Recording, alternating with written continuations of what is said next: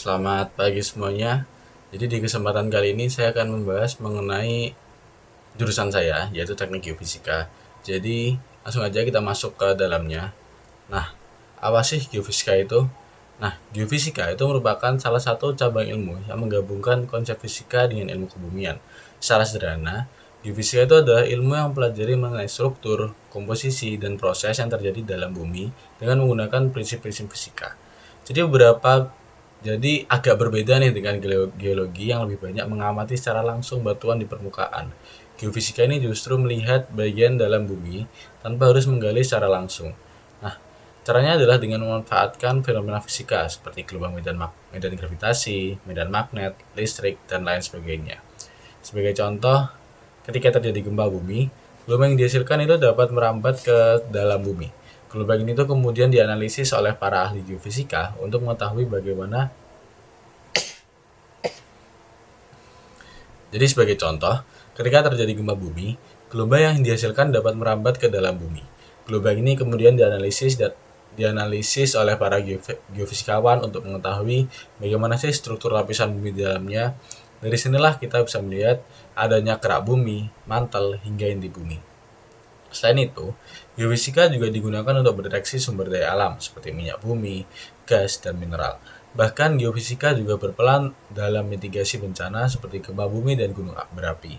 Jadi secara garis besar, tujuan utama geofisika itu adalah untuk memahami struktur bawah permukaan bumi, mengetahui sifat fisik batuan, mengidentifikasi potensi sumber daya alam, mengurangi risiko bencana, dan masih banyak lagi. Jadi dengan kata lain, geofisika itu adalah mata untuk melihat bagian bumi yang tidak bisa dilihat secara langsung. Nah, setelah memahami pengertiannya, sekarang kita bahas mengapa geofisika itu penting. Jadi yang pertama, geofisika sangat penting dalam eksplorasi sumber daya alam. Dalam dunia industri, khususnya pertambangan dan perminyakan, geofisika digunakan untuk mencari lokasi yang memiliki potensi sumber daya tanpa harus menggali secara sembarangan. Hal ini tentu lebih efisien dari segi biaya dan waktu. Kedua, geofisika berperan besar dalam mitigasi bencana.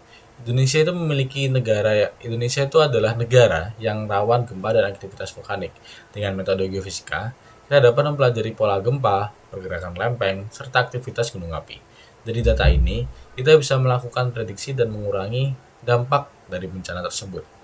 Ketiga, geofisika itu juga penting dalam bidang lingkungan, misalnya untuk mendeteksi pencemaran air tanah, mengetahui kondisi lapangan lapisan tanah, hingga menentukan lokasi yang aman untuk konstruksi bangunan. Lalu keempat, dalam bidang teknik sipil, geofisika ini digunakan untuk survei tanah sebelum pembangunan jembatan, gedung, atau jalan. Hal ini penting agar struktur bangunan aman dan tidak mudah runtuh.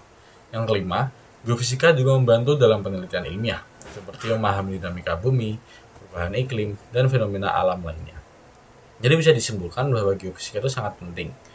Dari dia bisa membantu eksplorasi sumber daya, mendukung mitigasi bencana, menjaga lingkungan, mendukung pembangunan infrastruktur, mengembangkan pengetahuan, dan masih banyak lagi. Jadi tanpa geofisika, banyak hal yang tidak bisa kita ketahui tentang bumi secara mendalam. Nah, langsung masuk ke prinsip dasar metode geofisika. Jadi semua metode geofisika itu pada dasarnya memiliki satu prinsip utama, yaitu mengukur respon fisika dari bawah permukaan bumi terhadap suatu fenomena. Setiap material di dalam bumi memiliki sifat fisika yang berbeda-beda. Misalnya, batuan padat itu memiliki densitas tinggi, air memiliki resistivitas yang rendah, logam memiliki sifat magnetik tertentu.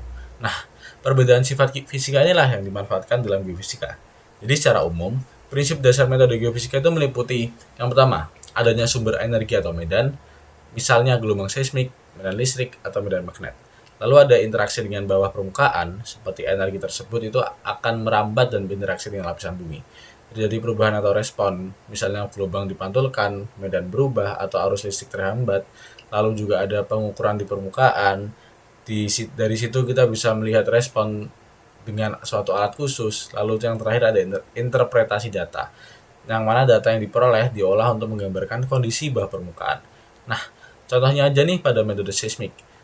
Jadi kan pada metode seismik, gelombang dikirim ke dalam tanah, lalu dipantulkan oleh lapisan, lalu ditangkap sensor, dan yang terakhir dianalisis. Jadi, inti dari prinsip geofisika adalah mengubah data fisika menjadi informasi geologi. Lalu, terakhir untuk bagian ini nih, kita akan bahas mengenai alur kerja dalam geofisika. Jadi secara umum, alur kerja geofisika itu terjadi dari beberapa tahap penting. Ada 3 tahap yang penting, tapi saya akan menyebutkan 5. Yang pertama itu ada perencanaan dahulu. Nah, pada tahap perencanaan ini, kita menentukan tujuan survei, misalnya mencari minyak, mengetahui struktur bawah tanah, mendeteksi air tanah. Selain itu, kita juga bisa memilih metode yang sesuai. Lalu yang kedua, akuisisi data. Ini adalah tahap pengambilan data di lapangan. Contohnya aja menggunakan alat seismik untuk mengirim gelombang, mengukur medan magnet dengan magnetometer, dan yang terakhir ada mengalirkan arus listrik ke tanah. Nah, setelah itu data dikumpulkan secara sistematis sesuai dengan desain survei. Lalu yang ketiga ada pengolahan data. Jadi dari data mentah yang diperoleh, biasanya masih banyak noise atau gangguan. Pada tahap ini dilakukan filtering, koreksi data, pengolahan matematis. Nah, tujuannya agar dapat menjadi lebih akurat dan mudah dianalisis. Lalu yang keempat ada interpretasi data. Ini tuh adalah tahap yang paling penting ya, karena data yang sudah diolah itu kemudian ditafsirkan untuk mengetahui struktur bawah permukaan, jenis batuan, potensi sumber daya, dan masih banyak lagi. Nah, dari interpretasi ini membutuhkan pemahaman dari geologi, fisika, dan juga geofisika. Lalu ada evaluasi dan kesimpulan. Nah, ini tahap akhir yang mana akan menyimpulkan hasil survei kita.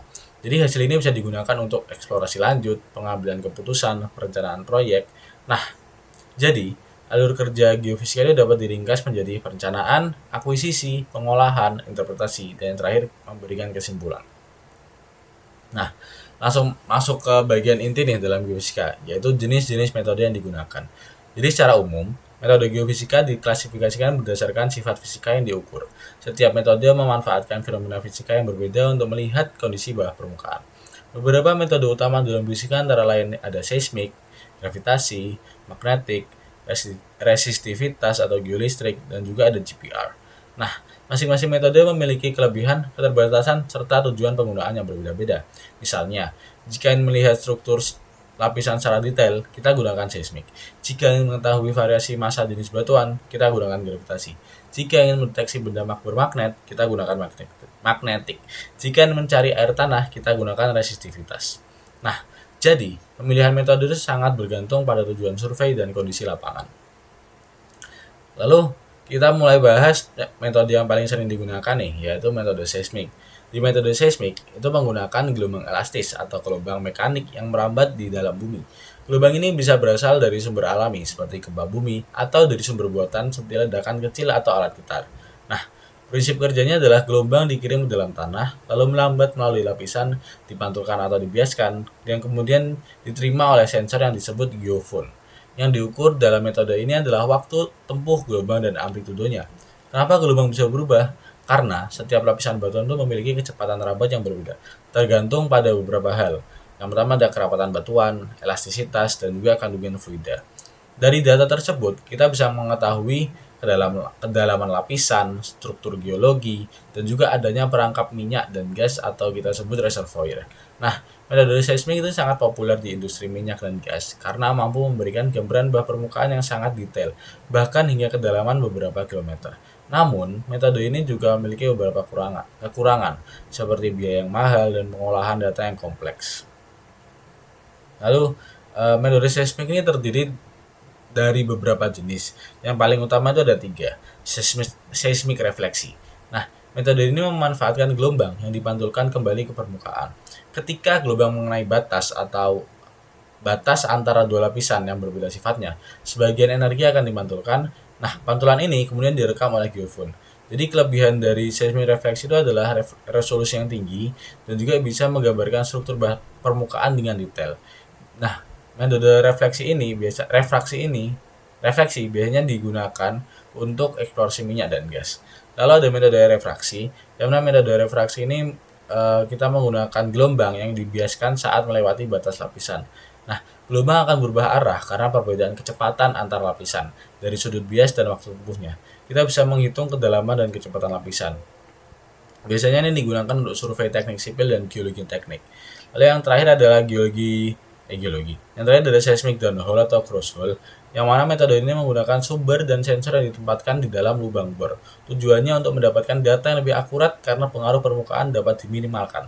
Nah, jadi Perbedaan utama antara metode seismik itu terletak pada jenis gelombang yang dimanfaatkan dan tujuan penggunaannya.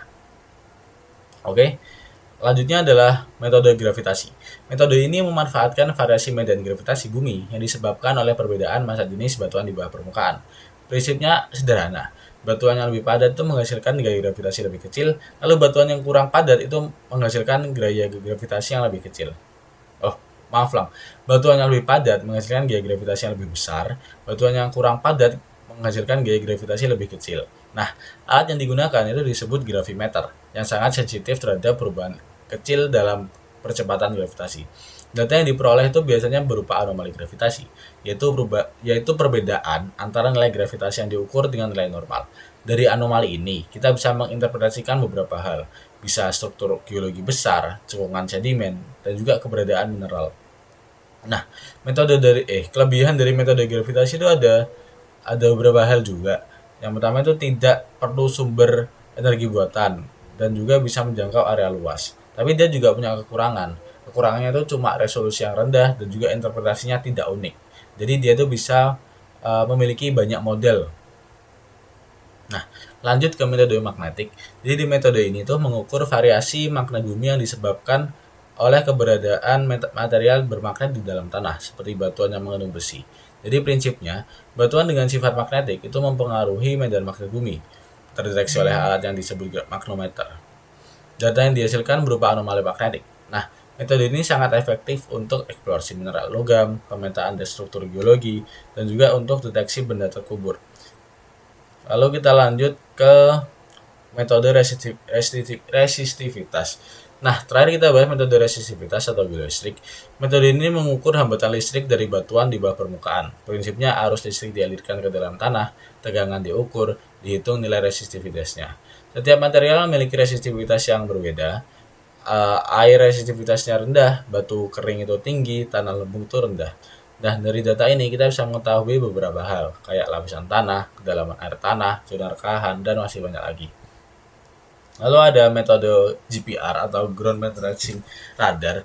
Nah, metode ini tuh merupakan salah satu metode geofisika yang menggunakan gelombang elektromagnetik dengan frekuensi tinggi untuk menyelidiki kondisi bawah permukaan bumi, terutama pada kedalaman dangkal. Secara prinsip, GPR bekerja dengan cara memancarkan gelombang radar ke dalam tanah.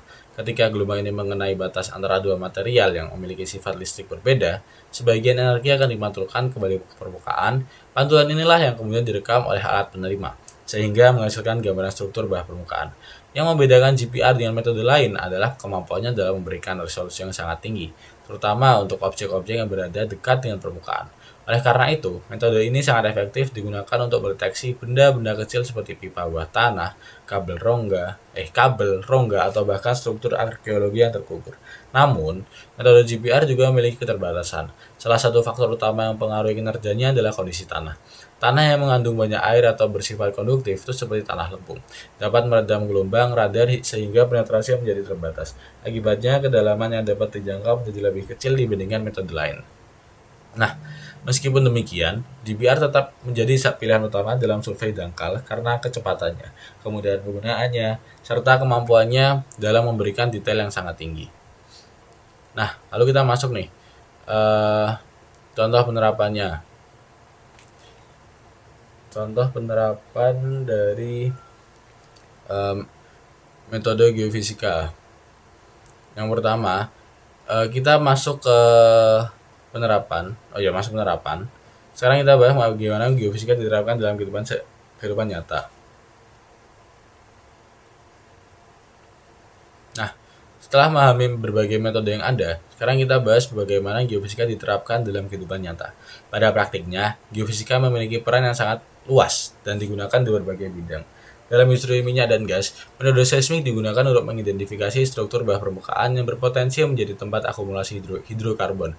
Dengan menggunakan data seismik, para ahli dapat menentukan lokasi pengeboran yang paling optimal sehingga risiko kegagalan dapat diminimalkan. Di bidang pertambangan, metode gravitasi dan magnetik sering digunakan untuk mendeteksi keberadaan mineral logam seperti besi, nikel, dan tembaga. Anomali yang terdeteksi dari kedua metode ini dapat memberikan indikasi adanya endapan mineral di bawah permukaan. Dalam bidang lingkungan, metode resistivitas banyak digunakan untuk mencari sumber air tanah. Dengan mengetahui distribusi resistivitas, kita dapat menentukan lokasi akuifer serta kedalamannya. Selain itu, metode ini juga digunakan untuk mendeteksi pencemaran tanah dan air. Nah, pada bidang teknik sipil, geofisika digunakan untuk investigasi tanah sebelum bangunan. Misalnya untuk mengetahui kekuatan tanah, mendeteksi rongga bawah tanah, atau menentukan kedalaman batuan dasar. Hal ini sangat penting untuk memastikan keamanan dan kestabilan bangunan. Sementara itu, metode GBR banyak digunakan dalam bidang arkeologi dan forensik. Dengan metode ini, kita dapat menemukan struktur bangunan kuno, makam, atau benda bersejarah tanpa harus melakukan panggilan besar-besaran. Dari berbagai contoh tersebut, terlihat bahwa geofisika tidak hanya penting dalam kehidupan sehari-hari, tapi juga dalam dunia akademik, tetapi juga memiliki dampak langsung dalam kehidupan sehari-hari kita. Nah, ada kelebihan dan keterbatasan, seperti halnya metode ilmiah lainnya. Geofisika juga memiliki kelebihan dan keterbatasan yang perlu dipahami. Salah satu kelebihan utama geofisika adalah kemampuannya untuk menyelidiki kondisi bawah permukaan tanpa harus melakukan pengeboran atau penggalian secara langsung. Hal ini yang membuat geofisika menjadi metode yang efisien dari segi waktu dan biaya, terutama untuk area yang luas. Selain itu, geofisika juga mampu memberikan informasi yang cukup detail mengenai struktur dan sifat fisik batuan. Kelebihan lainnya adalah fleksibilitas metode. Dengan berbagai jenis metode yang tersedia, kita dapat memilih teknik yang paling sesuai dengan tujuan penelitian. Misalnya, untuk kedalaman besar digunakan seismik, sedangkan untuk kedalaman dangkal digunakan GPR atau resistivitas. Namun di balik kelebihannya, geofisika juga memiliki keterbatasan. Salah satu keterbatasan utama adalah hasil interpretasi yang tidak selalu unik. Artinya, satu data geofisika bisa memiliki lebih dari satu kemungkinan model bawah permukaan. Oleh karena itu, interpretasi membutuhkan pengalaman serta dukungan dari data geologi lainnya. Selain itu, beberapa metode seperti seismik membutuhkan biaya yang cukup besar dan peralatan yang kompleks. Faktor lingkungan juga dapat mempengaruhi hasil pengukuran seperti gangguan elektromagnetik, kondisi tanah, dan cuaca. Keterbatasan lainnya adalah kedalaman penetrasi yang berbeda-beda. Untuk setiap metode, tidak semua metode dapat digunakan untuk semua kondisi, sehingga pemilihan metode harus dilakukan dengan sangat hati-hati. Dengan kita memahami kelebihan dan keterbatasan ini, kita dapat menggunakan metode geofisika secara lebih efisien dan bijak. Lalu, sebagai penutup, kita dapat menyimpulkan bahwa geofisika merupakan ilmu yang sangat penting dalam memahami kondisi bumi, terutama bagian bawah permukaan yang tidak dapat diamati secara langsung.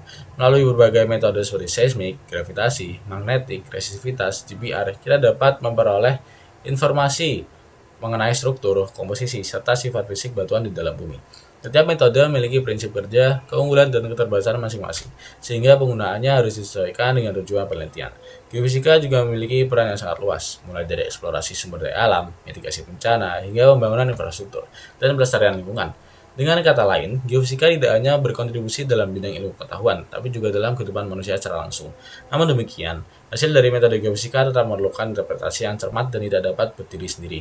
Oleh karena itu, integrasi dengan ilmu lain seperti geologi sangat diperlukan untuk mendapatkan hasil yang lebih akurat.